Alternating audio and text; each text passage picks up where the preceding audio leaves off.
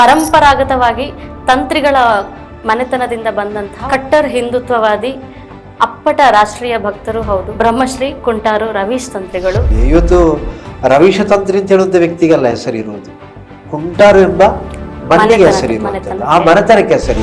ನಿಮ್ಮ ಒಂದು ತಂತ್ರಿ ಮನೆತನದ ಆ ಒಂದು ಅನುಭವಗಳು, ಆ ಜೀವನ ಶೈಲಿ ಹೇಗಿರುತ್ತೆ?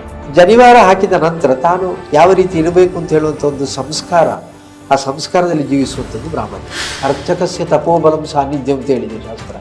ಅರ್ಚಕರು ನಿರಂತರವಾಗಿ ಆ ದೇವರಲ್ಲಿ ಮಾಡುವಂಥ ತಪಸ್ಸು ಸಾನ್ನಿಧ್ಯವನ್ನು ತುಂಬುತ್ತದೆ. ಒಂದು ವಿಭಾಗದವರು ಕೇಳುವಾಗ ಹೇಳ್ತಾರೆ, ಸ್ತ್ರೀ ಅಂದರೆ ಏನು ಅಂತ ಕೇಳುವಾಗ ಹೇಳ್ತಾರೆ ಅವರು ಈಗ ಮತ್ತೆ ಯಾವುದಂದ್ರೆ ಹೆರುವ ಮೆಷಿನು. ಅವರ ಕಲ್ಪನೆ ಹಾಗೆ ಉಂಟು. ಏನಂದ್ರೆ ಸ್ತ್ರೀ ಅಂದರೆ ಏನು ಅಂತ ಕೇಳಿದ್ರೆ ಅವಳು ಖಾಲಿ ಇರ್ಲಿಕ್ಕೋಸ್ಕರವಾಗಿ ಮಾತ್ರ ಇರುವವಳು. ಈ ಬಂಡಿಗೆ ಉತ್ತಮವಾಗಿರುವಂಥ ಪ್ರಜೆಗಳನ್ನು ಕೊಡ್ಲಿಕ್ಕೋಸ್ಕರವಾಗಿ ನಾವು ದಾಂಪತ್ಯ ಜೀವನಕ್ಕೆ ಕಾಲಿರಿಸುವುದು ಎಲ್ಲವೂ ಆಗಿದೆ, ಎಲ್ಲವೂ ಆಗಿದೆ. ಆದರೆ ಒಬ್ಬಾಕೆ ತಾಯಿ ಒಂದು ಮಗುವನ್ನು ಪಡಿಬೇಕು ಅಂತಾದರೆ 9 ತಿಂಗಳು 9 ದಿವಸ ಅಂತ ಹೇಳುವಂಥದ್ದನ್ನು ಬದಲಾವಣೆ ಮಾಡಲಿಕ್ಕೆ ಯಾರಿಗೂ ಆಗಿಲ್ಲ. ಈಗ ಒಂದು ಬ್ರಹ್ಮಕಲಶ ಆದಾಗ ಇಡೀ ಊರಿಗೆ ಅದರದ್ದು ಶಕ್ತಿ ಏನು ಊರಿನವರಿಗೆಲ್ಲ ಒಳ್ಳೇದಾಗತ್ತೆ ಅಂತ ಆ ಒಂದು ಸೈನ್ಸ್ ಹೇಗೆ ಬೇಕಾಗುತ್ತೆ? ನಮ್ಮ ಮನಸ್ಸಲ್ಲಿ ಆ ಭಕ್ತಿ ಉಂಟು ಅಂತಾದರೆ ಆ ಭಕ್ತಿಗೆ ಪೂರಕವಾಗಿರುವಂಥ ಮತ್ತೆ ಅನುಗ್ರಹ ಅಲ್ಲಿಂದ ಬಂದೇ ಬರ್ತದೆ. ಅತಿ ಹೆಚ್ಚು ಸಮಾಜದ ಪ್ರೀತಿಗೆ ಪಾತ್ರರಾದ ವ್ಯಕ್ತಿಯು ನಾನೇ.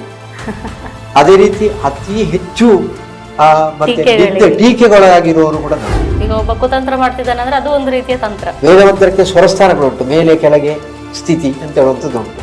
ಅದು ಸರಿಯಾಗಿ ಬರಲಿಲ್ಲ ಅಂದರೆ ಆ ಮಂತ್ರಕ್ಕೆ ಇರುವ ಫಲ ಸಿಗಲಿಕ್ಕಿಲ್ಲ. ಅಂದ್ರೆ ಜ್ಯೋತಿಷ್ಯ ಶಾಸ್ತ್ರ ನಿಜ, ಜ್ಯೋತಿಷಿ ಸುಳ್ಳು ಹೇಳುವ ಚಾನ್ಸಸ್ ಇರುತ್ತೆ. ನಾನು ಮಾಡುವಂತ ಕರ್ತವ್ಯ ಲೋಕ ಬಂದರೆ ನನಗೆ ಎಫೆಕ್ಟ್. ಯಾಕಂದ್ರೆ ನೀವು ಬಂದು ಕೈ ಮುಗಿಯುವಾಗ ಆ ಬ್ಯಾಡ್ ಎಫೆಕ್ಟ್ಗೆಲ್ಲ ಕೈ ಮುಗಿ. ಸೊ ನಾವು ಈ ಜ್ಯೋತಿಷಿಗಳನ್ನ ಯಾವ ರೀತಿಯ ಒಂದು ಆಧಾರದ ಮೇಲೆ ಅಪ್ರೋಚ್ ಮಾಡ್ಬೋದು? ಒಬ್ಬ ರೋಗಿ ಆ ರೋಗಿಯ ರೋಗವನ್ನು ಗುಣಪಡಿಸಲಿಕ್ಕೆ ಪೂರಕವಾಗಿರುವಂಥದ್ದು ಮಾತ್ರ.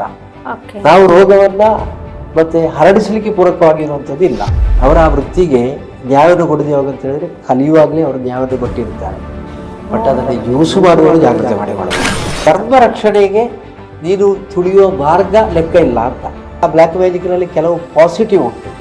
ಯಾವುದಂದ್ರೆ ಯಾವುದೋ ಒಂದು ದುರ್ಘಟನೆ ನಡೆಯುವಂಥದ್ದನ್ನು ತಪ್ಪಿಸಲಿಕ್ಕೋಸ್ಕರವಾಗಿ ನಾವು ಅದನ್ನು ಯೂಸ್ ಮಾಡಿದ್ರೆ ತಪ್ಪಿಲ್ಲ. ನಮ್ಮ ತುಳುನಾಡು ಅಂತ ಬಂದಾಗ ನಾವು ದೇವರಿಗೆ ಎಷ್ಟು ಪ್ರಾಧಾನ್ಯತೆಯನ್ನು ಕೊಡ್ತೇವೋ ಅಷ್ಟೇ ದೈವಗಳಿಗೆ ಪ್ರಾಧಾನ್ಯತೆಯನ್ನು ಕೊಡ್ತೇವೆ. ಆಕಾಶದಿಂದ ಹನಿ ಹನಿಯಾಗಿ ಉದುರುವಂಥ ಮಳೆ ನೀರು ಅದು ಕೊನೆಗೆ ಸಮುದ್ರವನ್ನೇ ಸೇರಬೇಕು, ಬೇರೆ ಜಾಗ ಇಲ್ಲ. ಈಗ ಒಬ್ಬ ತಂತ್ರಿಗಳಾಗಿರ್ಬೇಕು, ರಾಜಕೀಯ ಎಲ್ಲ ಅವರಿಗೆ ಅದೊಂದು ತುಂಬಾ ವಿರುದ್ಧವಾದಂತಹ ದಾರಿ. ರಾಮ ಯಾವ ತೀರ್ಮಾನವನ್ನು ತೆಗೆದರೂ ಕೂಡ ಹನುಮಂತ ಅದನ್ನು ಪ್ರಶ್ನಿಸಲಿಲ್ಲ. ರಾಮ ಏನು ತೀರ್ಮಾನ ತೆಗೆದ ಅದು ಸರಿ ಅಂತ ಹೇಳಿ ವಾದ ಮಾಡಿಕೊಂಡು ಬಂದಿದ್ದಾನೆ. ರಾಜಕೀಯ ಎಂಬ ಚಕ್ರ ತಪ್ಪಿದರೆ ಅದನ್ನು ಸರಿಪಡಿಸಲಿಕ್ಕೆ ಧರ್ಮ ಎಂಬ ಚಕ್ರ ದಾಟಬಹುದು. ಆದರೆ ಧರ್ಮ ಎಂಬ ಚಕ್ರದ ಒಳಗೆ ಯಾವತ್ತೂ ಕೂಡ ರಾಜಕೀಯ ದಾಟಬಾರದು. ಪ್ರತಿಯೊಬ್ಬ ಜ್ಯೋತಿಷ್ಯರ ಹತ್ರ ಇರ್ತದೆ, ಅವರ ಮನಸ್ಸಿನೊಳಗೊಂದು ರಾಜಕೀಯ ಇರ್ತದೆ. ಆದರೆ ಅವರು ಅದನ್ನು ಬಹಿರಂಗವಾಗಿ ಹೇಳುವುದಿಲ್ಲ. ಯಾಕೆಂತ ಹೇಳಿದರೆ ಬಹಿರಂಗವಾಗಿ ಹೇಳಿದ ಕೂಡಲೇ ಈ ರೀತಿ ಆಕ್ರಮಣಗಳು ಬರ್ತದೆ. ಆ ಆಕ್ರಮಣಗಳನ್ನು ಎದುರಿಸಲಿಕ್ಕೆ ಎಲ್ರಿಗೂ ಶಕ್ತಿ ಇರುವುದಿಲ್ಲ. ಧರ್ಮೋ ರಕ್ಷತಿ ರಕ್ಷಿತ ಅಂತ ಹೇಳಿದೆ. ನೀನು ಧರ್ಮವನ್ನು ಸಂರಕ್ಷಣೆ ಮಾಡಲಿಕ್ಕೆ ನೀನು ಮುಂದುವರಿಯುವಾಗ ನಿನ್ನನ್ನು ನಾನು ಸಂರಕ್ಷಿಸ್ತೇನೆ ಅಂತ ಭಗವಂತ ಹೇಳಿದ್ದು. ಹಾಗೆ ನಾನು ಅದಕ್ಕೆ ಮಾತಾಡ್ಬೇಕಂತ ಯಾರು? ನಾವೇ ಮಾತಾಡ್ತೀವಿ.